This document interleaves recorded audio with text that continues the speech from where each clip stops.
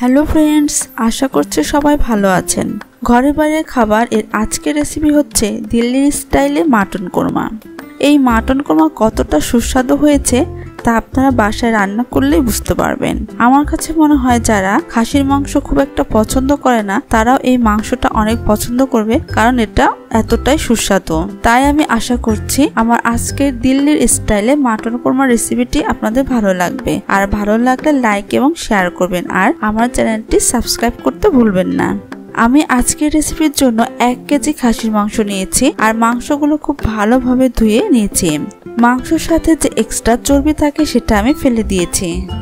আমি এখানে 1 কাপ পেঁয়াজ কুচি বেরেস্তা করে নিব।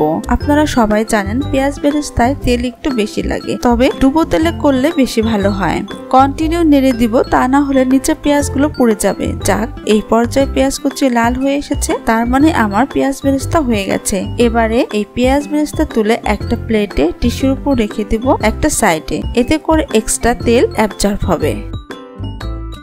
এই পর্যায়ে এই তেলেই আমি দিল্লির স্টাইলে মাটন কোরমা করব। তবে এখান থেকে কিছুটা তেল তুলে রেখেছি, জাস্ট আমার যতটুকু লাগবে ততটুকু নিয়েছি। এখানে নিয়েছি 4 টেবিল চামচ তেল।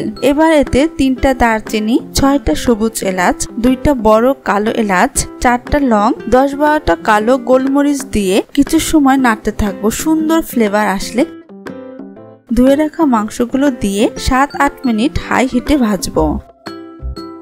তবে এই পর্যায়ে কন্টিনিউ নাড়তে থাকবো যেন মাংসগুলো ভালোভাবে ভাজা হয়, আর আমি কিন্তু কন্টিনিউ নেড়েই যাচ্ছি।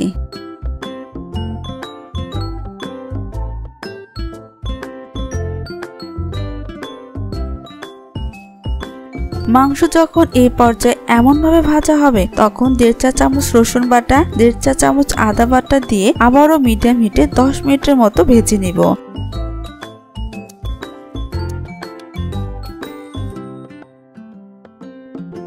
এই সময় কিন্তু একদমই থামা যাবে না, তাহলে মাংস ভালো করে ভাজা হবে না। এখানে আপনাদের একটা কথা বলি, আমি যে দিল্লির স্টাইলে মাটন কোরমা করছি এর স্বাদ কিন্তু অনেকটা এই মাংস ভাজার উপর নির্ভর করছে।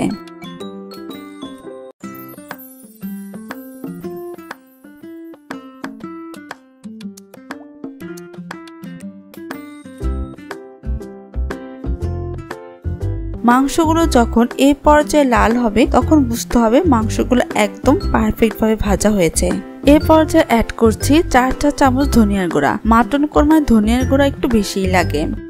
তারপর দিচ্ছি 2 চা চামচ জিরার গুঁড়া, 2 চা চামচ মরিচের গুঁড়া, 1/2 চা চামচ হলুদ গুঁড়া, আর 1 চা চামচ লবণ।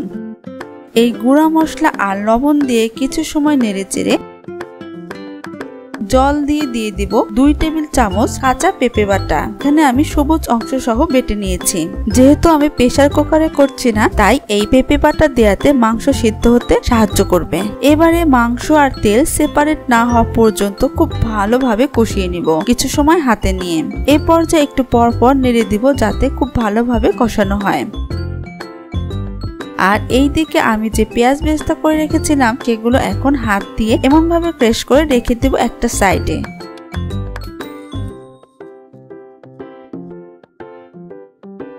কষানো হয়ে গেছে, পরিমাণ মতো জল দিয়ে ঢাকনা দিয়ে রান্না করব মাংস সিদ্ধ হওয়া পর্যন্ত।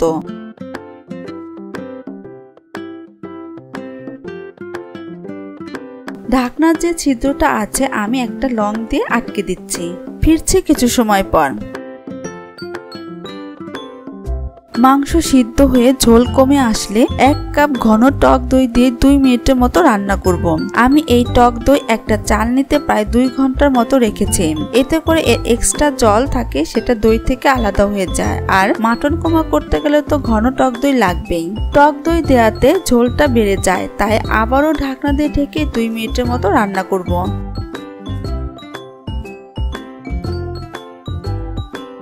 2 মিনিট পর ফিরছি। এবারে উপর থেকে হাত দিয়ে ক্র্যাশ করে রাখা পেঁয়াজ বেরেস্তা দিব। আবারও অল্প সময় নেড়ে দিয়ে ঢাকনা দিয়ে রান্না করব কিছু সময়ের জন্য। এবার দেখি কি অবস্থা। ওয়াও, সুন্দর একটা কালার হয়েছে। আমার দিল্লির স্টাইলে মাটন কোরমা রান্না কিন্তু প্রায় শেষ পর্যায়ে। এবারে অ্যাড করব 1 চা চামচ জয়ত্রী গুঁড়া আর 1 চা চামচ জায়ফলের গুঁড়া। এবার দিয়ে দিচ্ছি 1 টেবিল চামচ গাওয়া ঘি। আর এই ঘি আমি বাড়িতেই তৈরি করেছি। এই রেসিপির লিংকটা ডেসক্রিপশন বক্সে দেওয়া থাকবে, আপনারা দেখে নিতে পারেন।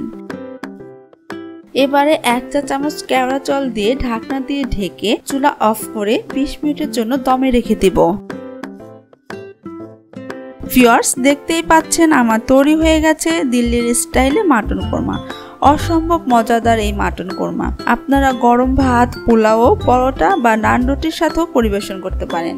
আমার আজকে দিল্লির স্টাইলে মাটন কোরমা রেসিপি আপনাদের কেমন লাগলো কমেন্টস করে জানাবেন আর আমার চ্যানেলটি সাবস্ক্রাইব করবেন। ধন্যবাদ।